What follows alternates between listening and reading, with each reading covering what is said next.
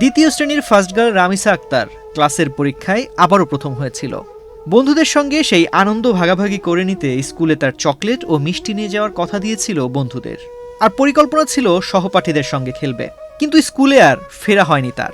নিজেকে নিরাপদ রেখে বন্ধুদের দেয়া কথাও রাখতে পারল না ছোট্ট এই শিশুটি। এর আগেই পাশবিক নির্যাতনের শিকার হয়ে তাকে পৃথিবী থেকে বিদায় নিতে হয়েছে। কোনোদিন আর হাসিমাখা মুখ নিয়ে স্কুলে যাবে না ৮ বছরের নিষ্পাপ ছোট্ট শিশু রামিসা। আড্ডার গল্পেও মেতে উঠবে না বন্ধুদের সঙ্গে। Rupayan lake castle, welcome to the land of peace. Ramisa নেই। পপুলার মডেল হাই স্কুলে নেমে এসেছে শোকের ছায়া। পুরো স্কুল যেন নীরবে কাঁদছে। সহপাঠী ছোট্ট শিশু বন্ধুরা বাকরুদ্ধ। তারাও কোনো কিছু বুঝতে পারছে না। তবে এটুকু বুঝতে পারছে রামিসা আর নেই। কোনোদিন সে আর ক্লাসে ফিরবে না, হাসতে হাসতে জড়িয়ে ধরবে না, কথাও বলবে না। প্রিয় রামিসাকে হারিয়ে সবাই যেন শোকাতুর। কারো মুখে ভাষা নেই। ছোট ছোট নিষ্পাপ বন্ধুদের চোখ মুখে যেন এক অজানা আতঙ্ক আর ভয় জেঁকে বসেছে।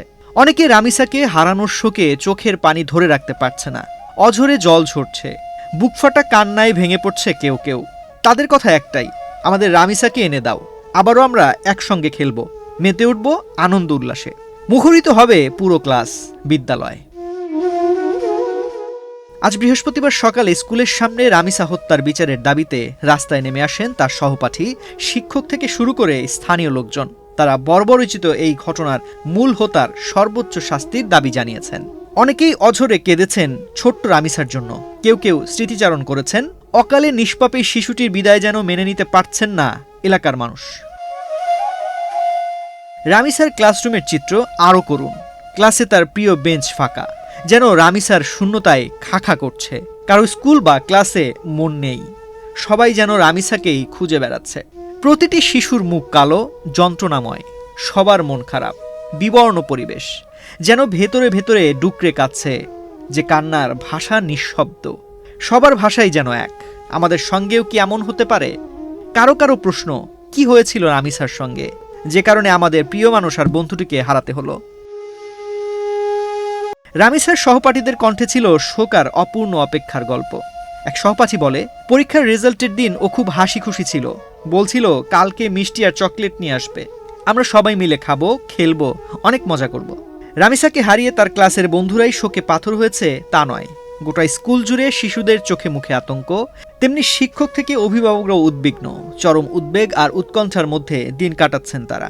গোটা স্কুল জুড়ে এখন শোকের ছায়া, যেন নিজের ঘর আর রক্তের সম্পর্কের কাউকে হারিয়েছেন। স্বজন হারানোর বেদনায় সবাই যেন ছটফট করছেন। কেউ বিশ্বাস করতে পারছেন না ৮ বছরের একটি কন্যা শিশুর সঙ্গে এরকম হতে পারে। ঘটনার প্রতিবাদ হিসেবে সবাই ধিক্কার জানাচ্ছেন। চোখে জল নিয়ে দৃষ্টান্তমূলক শাস্তির দাবি করছেন। রাজধানীর পল্লবীর বাসিন্দা রামিসা স্থানীয় পপুলার মডেল হাই স্কুলের শিক্ষার্থী ছিল। পড়াশোনায় সবসময় ভালো করত। শিক্ষক সহপাঠীদের কাছে পরিচিত ছিল শান্ত ও মেধাবী শিশু।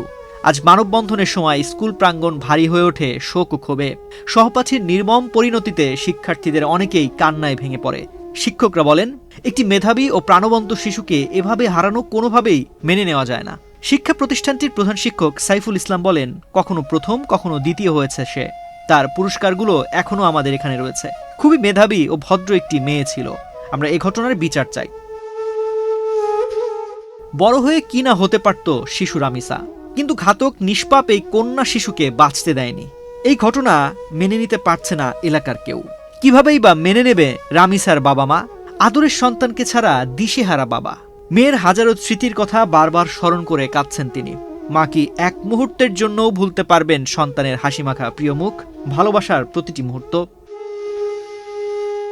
রামিসা পল্লবীতে বাবা, মা ও বড় বোনের সঙ্গে ভাড়া বাসায় বসবাস করত। গত ১৯ মে সকাল 10টার দিকে স্কুলে নিয়ে যাওয়ার জন্য শিশুটিকে পরিবারের সদস্যরা খোঁজাখুঁজি শুরু করেন। এক পর্যায়ে অভিযুক্তদের ফ্ল্যাটের সামনে শিশুটির জুতা দেখতে পান তারা। পরে ডাকাডাকিতে সাড়া না পেয়ে দরজা ভেঙে ভেতরে ঢোকেন স্বজন ও প্রতিবেশীরা।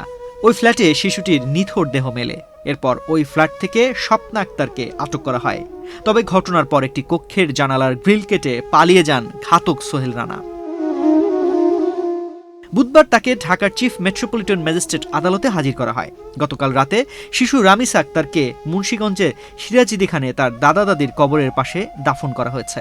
এর আগে রাত ৮টার দিকে অ্যাম্বুলেন্সে করে রামিসার মরদেহ গ্রামের বাড়িতে পৌঁছালে শোকাবহ পরিবেশের সৃষ্টি হয়। স্বজন ও এলাকাবাসীর কান্নায় ভারী হয়ে ওঠে পুরো আকাশ বাতাস। পুরো এলাকায় নেমে আসে শোকের ছায়া।